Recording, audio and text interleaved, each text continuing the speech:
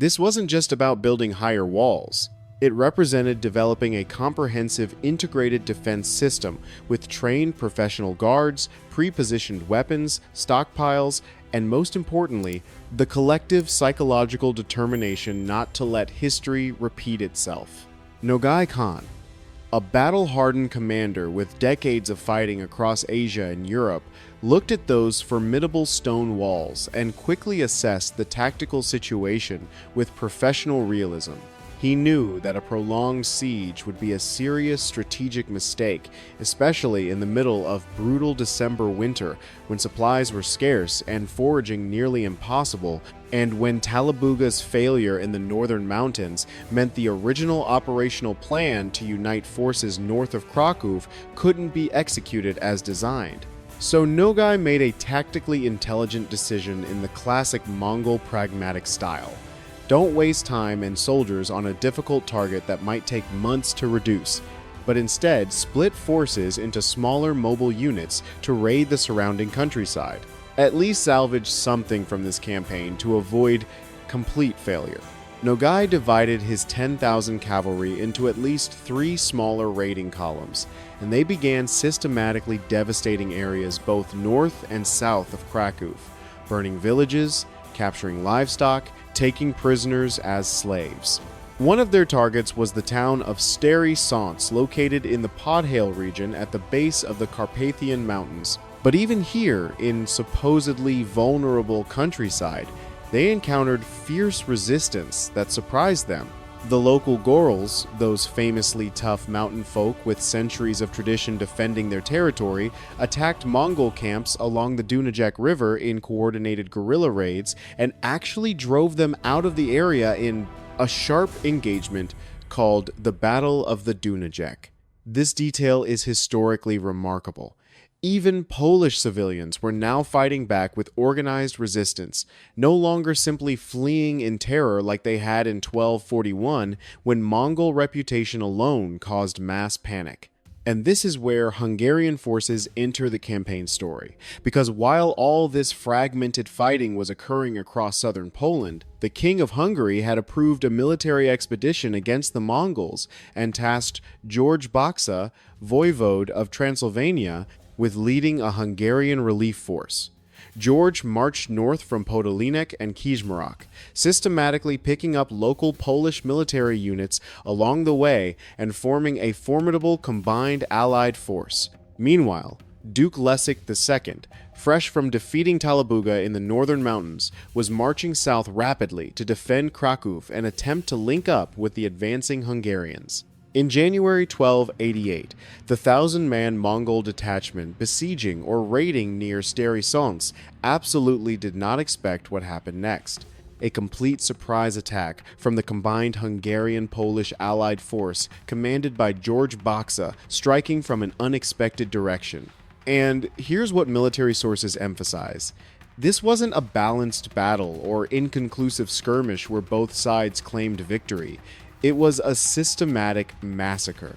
The Mongol detachment was almost completely annihilated, with very few survivors. Their commander was killed right on the battlefield. Sources don't preserve his name, but his death is documented. The surviving Mongols fled in complete chaos, abandoning equipment and wounded.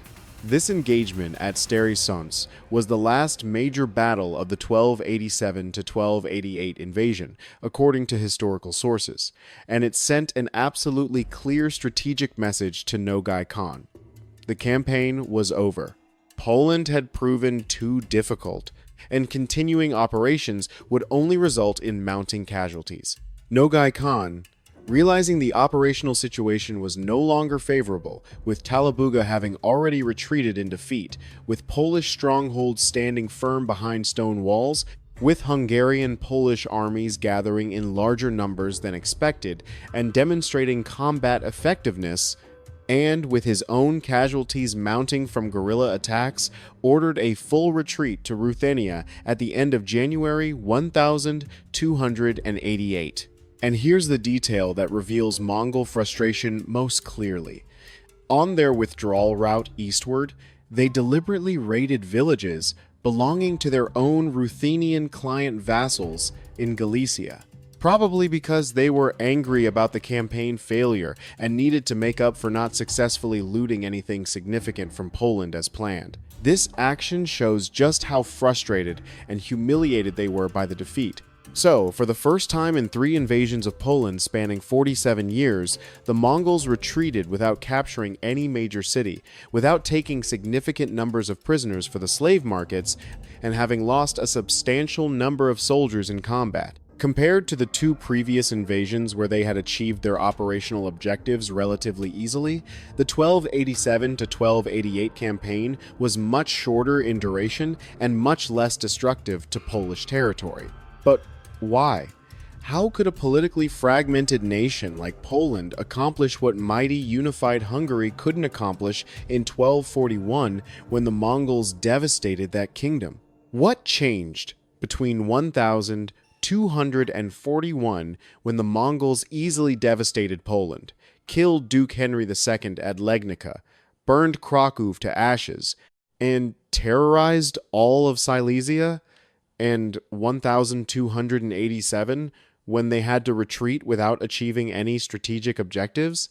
This wasn't luck or divine miracle. It was the direct result of 47 years of systematic learning from catastrophic defeat, and I think this represents the most important lesson we can extract from this campaign. Sometimes in history, defeat teaches you more valuable lessons than victory ever could. The Poles are a perfect example of this principle. First, and perhaps most strategically important, was the transformation to solid stone fortifications. I cannot emphasize enough how crucial this infrastructure investment was in stopping the Mongol invasions. In 1241, when the Mongol army arrived at Krakow, it only took them a few days to burn the city down completely, because everything, the fortresses, walls, houses, public buildings, was constructed from wood. Perfect fuel for the fires that Mongols loved to use as psychological warfare tools to terrorize populations into submission. But by 1287, Krakow had comprehensive stone walls equipped with crossbows for anti-personnel defense, siege engines for counter-battery fire, and an integrated defense system specifically designed to counter mobile cavalry tactics. In Sandomierz, the monasteries had also been systematically fortified with stone. The Mongols didn't bring full siege equipment on this campaign because their intelligence and past experience suggested this would be like the previous 2 invasions: quick, brutal, and effective. A lightning raid, not a prolonged conquest requiring siege trains. But their assumptions were completely wrong, and that overconfidence, or perhaps we should call it contempt for Polish ability to adapt and learn, became their strategic downfall. And here's the broader principle worth emphasizing. Investing heavily in defensive infrastructure isn't a sign of weakness or passive mentality, but rather a sign of strategic intelligence and realistic assessment. The Poles knew with brutal clarity they couldn't defeat the Mongols in open-field pitched battles on plains where Mongol cavalry mobility dominated, so they fundamentally changed the nature of the strategic game. Instead of fighting on Mongol terms using Mongol methods, they forced the Mongols to fight on Polish terms, using Polish advantages. That's tactical genius. Second was the sophisticated 3-tier defensive tactics that Duke Leszek deployed. And this is where we really must acknowledge Polish strategic thinking, because this wasn't battlefield luck or improvisation, but a carefully calculated plan possibly developed over years of preparation and systematic thinking about how to counter another inevitable Mongol invasion. The first tier was passive stronghold defense, holding fortified cities like Sandomierz and Krakow, defending monasteries like Święty with garrison troops, forcing the Mongols to waste precious time and resources on unsuccessful sieges of stone fortifications. Every day the Mongols had to spend besieging a city was a day they weren't looting productively, a day the brutal December winter got harsher with dwindling supplies, a day troop morale declined. The second tier was guerrilla harassment attacks on small Mongol raiding units when they split up to forage. This is where the Gurals of Podhale played a crucial tactical role along with other local Polish forces. They attacked Mongol camps at night, ambushed small detachments, and made daily life miserable for the invaders. This guerrilla tactic wasn't aimed at winning a single decisive victory, but at progressively exhausting and dispersing the enemy forces. And the third tier was concentrated general counteroffensive with Hungarian support when Mongol forces were exhausted, dispersed, and far from their supply bases in Ruthenia. This is when Duke Leszek and Hungarian commander George Baksa appeared with large, concentrated, fresh forces to deliver decisive blows like at Wągrowiec and Stary Sącz. Compare this sophisticated approach to 1241 when Polish Duke Henry II recklessly confronted the Mongols head-on at Legnica in traditional chivalric fashion, got lured into the classic trap by feigned retreat tactics he didn't understand, and was annihilated along with his army. You'll see the Poles learned absolutely crucial lessons. The Polish leadership of 1287 didn't act out of feudal honor or knightly pride in seeking glorious battle, but purely for tactical effectiveness and national survival. And third, perhaps the most decisive factor that the Poles couldn't directly control but knew how to expertly exploit was the intense internal conflict and rivalry between commanders Talabuga and Nogai. These two weren't friends or trusted colleagues. They were bitter power rivals within the Golden Horde's complex political structure, fighting for influence.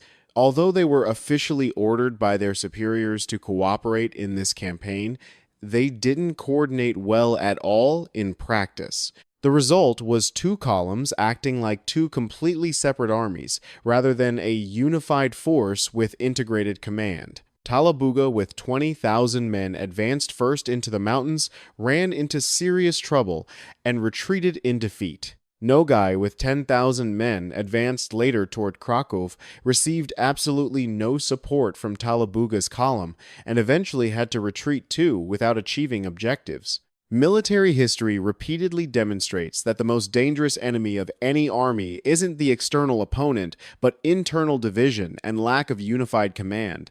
The Mongols proved this lesson painfully. If Talabuga and Nogai had truly cooperated as a unified command, if they had waited for each other and attacked simultaneously with the combined force of 30,000 men, the campaign outcome might have been dramatically different. But personal ego, political ambition, and deep rivalry caused their operational failure. This reminds us that even the strongest army with superior tactics can be defeated if it's not strategically united. The impact of the 1287 to 1288 campaign went far beyond specific battlefield casualty figures. This was the last time the Mongols ever attempted to invade Poland.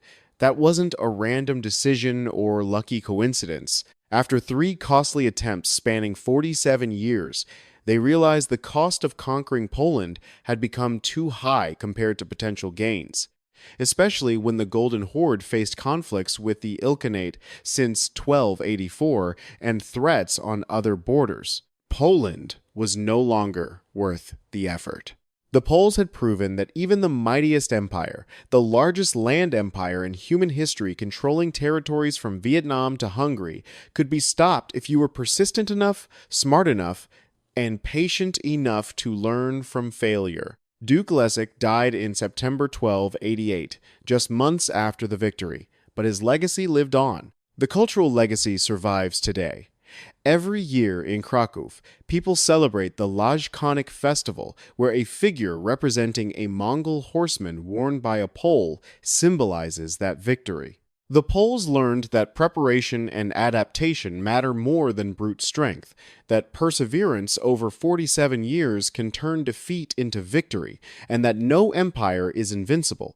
Subscribe to Great History for more battles where systematic learning from catastrophic defeat produced ultimate victory.